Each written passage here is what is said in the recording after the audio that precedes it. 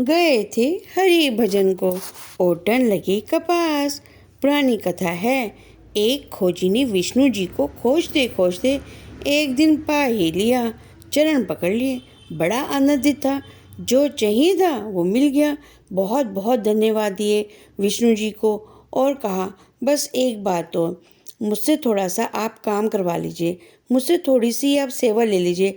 आपने मुझे इतना कुछ दिया है, जीवन दिया है, जीवन का परम उत्सव दिया है और अब ये परम जीवन भी दिया है। मुझसे कुछ थोड़ी सी सेवा करवा लें, मुझे ऐसा ना लगे कि मैंने आपके लिए कुछ भी नहीं किया। आपने मुझे इतना कुछ दिया है, मुझे थोड़ा सा सौभाग्य और दे दें। जानता हूँ आपको किसी भी चीज़ की ज़रूरत नहीं है, किसी भी बात की ज़रूरत नहीं है, लेकिन मेरा मन रह जाएगा, मैं भी प्रभु के लिए कुछ कर सका, इसलिए आप मुझसे थोड़ी सी सेवा करवा लो। विष्णु जी ने कहा, कर सकोगे? करना बहुत कठिन होगा। मगर भक्त तो अपनी जिद पे अड़ गया। उन्होंने कहा, नहीं, मैं करूँगा। तो विष्णु जी ने कहा, ठीक है, मुझे प्यास लगी है। क्षीर सागर में तैरते विष्णु जी, वहाँ कैसे प्यास? पर इस भक्त के लिए कहा कि चल ठीक है, मुझे प्यास लगी है, तू जाकर एक प्याली भर पानी ले आ। भक्त भागा।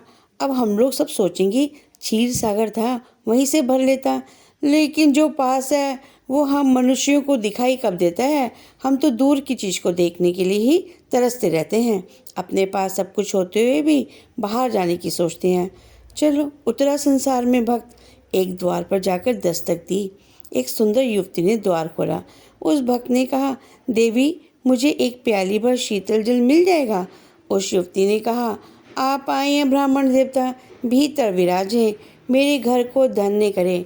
ऐसे बाहर बाहर से ना जाएं। फिर मेरे पिताजी भी बाहर गए हैं, मैं घर में अकेली हूँ, वे आएंगे तो बहुत नाराज होंगे कि ब्राह्मण देवता आए और तूने उनको बाहर से ही भेज दिया। नहीं नहीं नहीं, आप प्लीज़ भीतर आएं। एक क्षण को तो ब्राह्मण देवता डरे। युवती है, सुंदर है, अति सुंदर है, ऐसी सुंदर स्त्री तो उन्होंने कभी देखी भी नहीं थी। विष्णु जी भी एक क्षण को फीके मालूम पड़ने लगे उनको। विष्णु जी के फीके हो जाने की में देर कितनी लगती है, ऐसे दूर का सपना मालूम होने लगा। तो भक्त डरा, घबराया, बोला, नहीं नहीं, मैं विष्णु जी को नहीं भूलूंगा। आवाज़ दूर दूर से आने लगी कि नहीं, आपको जाना चाहिए पानी लेके।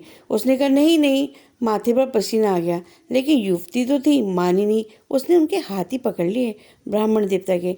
आप भीतर आए, ऐसे नहीं जाने दूंगी। उसके हाथ का पकड़ना, ब्राह्मण देवता जी के विष्णु जी बिल्कुल ही विलीन हो गए। वे भीतर ले गई। उसने कहा, जल तो आप ले जाएंगे, लेकिन पहले स्वयं जल पान तो कर लें। और उसने उनको नाश्ता करवाया, पानी पिलाया। एकांत, उस युवती का सौंदर्य, उस युवती का भाग भाग कर ब्राह्मण जी की सेवा करना। विष्णु जी तो धीरे धीरे स्मृति से ही उतर गए। कभी कभी बीच में उनकी याद आ जाती थी कि बेचारे प्यासे होंगे। फिर सोचता कि ठीक है, भगवान को क्या प्यास, वह तो मेरे लिए उन्होंने कह दिया था, अन्यथा उनको क्या प्यास लगेगी, वह तो परम तृप्ति में है, तो ऐसी कोई जल्दी तो नहीं है, एक दो क्षण और रुक लूं।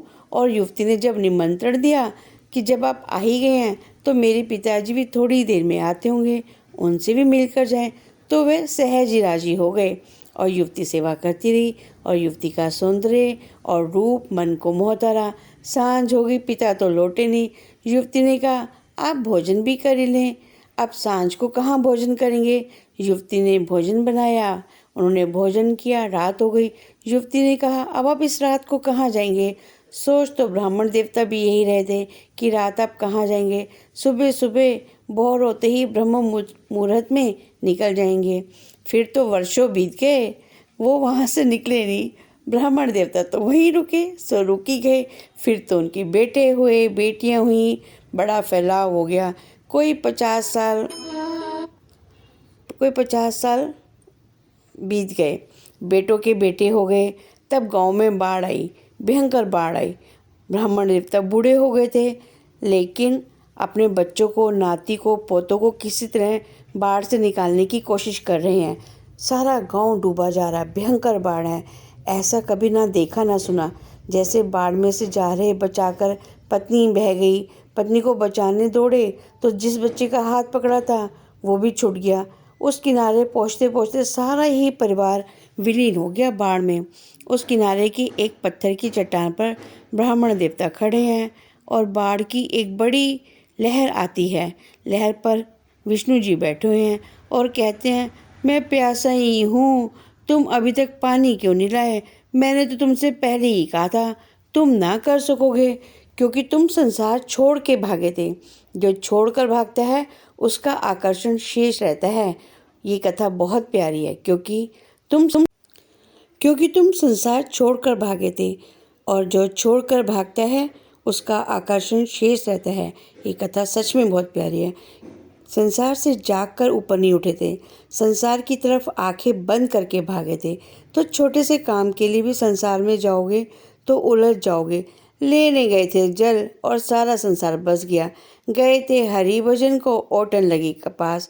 फिर जब कोई कपास ओटता है तो ओटता ही चला जाता है। कपास का ओटना ऐसा है जो कभी पूरा नहीं होता। तो कैसी लगी भक्तों मेरी ये कथा? मुझे कमेंट में ज़रूर बताइएगा। राम राम जी। राधे राधे।